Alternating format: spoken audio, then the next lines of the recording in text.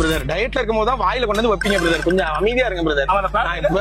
89ல இருந்து 79 வந்திருக்கேன் brother. 10 kilo குறைச்சிருக்கேன். எதா இருந்தாலும் இதுவா குறைக்கணும், புரோட்டீனோட குறைக்கணும். இப்போ விஜய் சித்தோனா பெர்ஃபெக்ட்டா சொல்லிருக்காரு. நீங்க வெயிட் லாஸ் பண்ணனும்னா புரோட்டீன் ஆட் பண்ணி வெயிட் லாஸ் பண்ணணும்.